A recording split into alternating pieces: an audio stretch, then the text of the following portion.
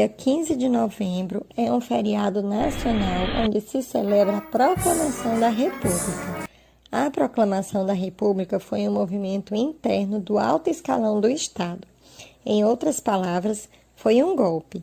Isso porque se deu através de um movimento de um grupo de pessoas que estavam dentro do Estado, ou seja, envolvia comandantes militares, dirigentes políticos e pessoas economicamente influentes. Porém, o termo golpe, por trazer uma conotação negativa, foi substituído por proclamação. Assim, no ano de 1870, começaram a surgir movimentos pacíficos em prol da República. E um dos primeiros movimentos de que se tem registro é o Manifesto Republicano, onde 60 membros do Partido Liberal alegavam que o governo monarca seguia um modelo europeu.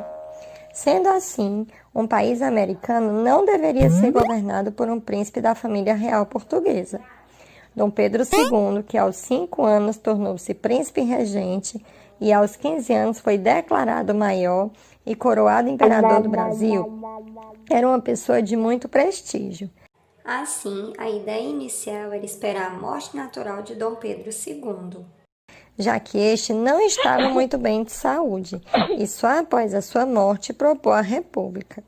No entanto, a lista de sucessores não favorecia a espera, pois Dom Pedro II não tinha filhos homens, e quem assumiria era a sua filha, a princesa Isabel.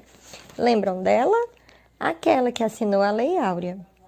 No entanto, a princesa era casada com o conde Dan, que não era muito querido nem entre os aristocratas, muito menos pelo seu sogro. E a Constituição permitia que uma mulher assumisse a coroa, mas temia-se que o conde tivesse um papel ativo no governo, caso a princesa Isabel assumisse o poder. 3 fatores foram primordiais para que o processo de república no Brasil fosse acelerado. Um dos primeiros motivos foi o fim da Guerra do Paraguai em 1870, porque o exército brasileiro retornou vitorioso. Porém, não sentia-se valorizado pelo governo, o que levou alguns militares do alto escalão a serem influenciados pelos pensamentos positivistas liberais franceses a elaborar estratégias que levassem a uma república. Outro agravante também eram as censuras que o governo impunha aos protestos militares. O segundo fator ficou conhecido como questão religiosa, que foi quando o governo brasileiro entrou em conflito com a ordem do Papa, pois mesmo que algo fosse ordenado pelo Papa, para que essas ordens fossem obedecidas, deveria ter a aprovação do imperador.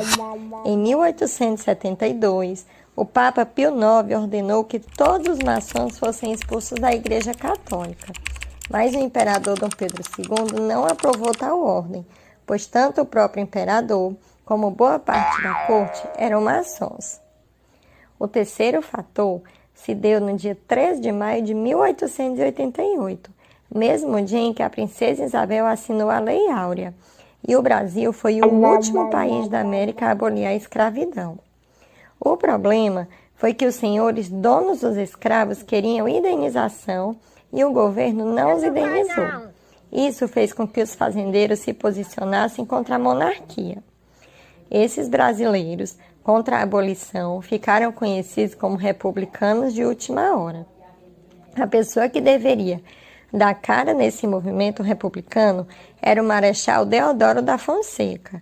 No entanto, havia um impasse quanto a Deodoro derrubar o governo, pois ele era amigo do imperador Dom Pedro II. Em um determinado momento, ele chegou a dizer que o imperador era o seu amigo e que ele lhe devia favores.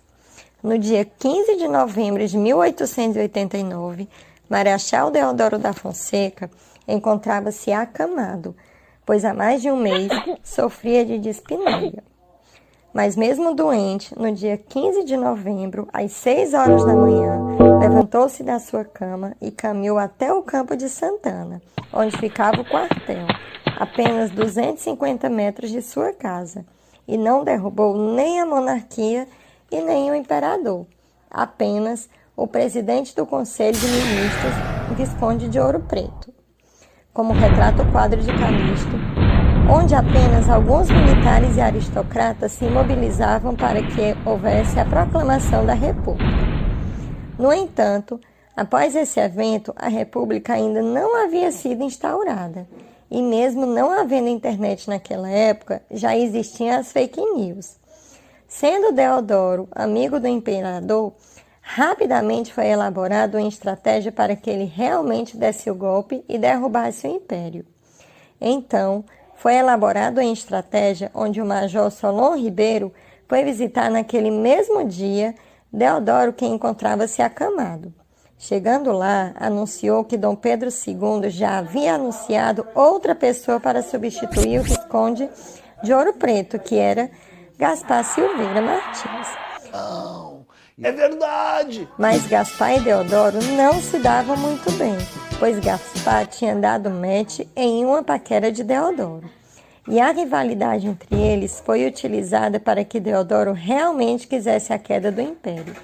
Mas, na verdade, Dom Pedro II ainda não havia nomeado ninguém no lugar de Visconde de Ouro Preto. Muito revoltado com a decisão de Dom Pedro II, Marechal Deodoro levanta-se de sua cama e proclama provisoriamente a República.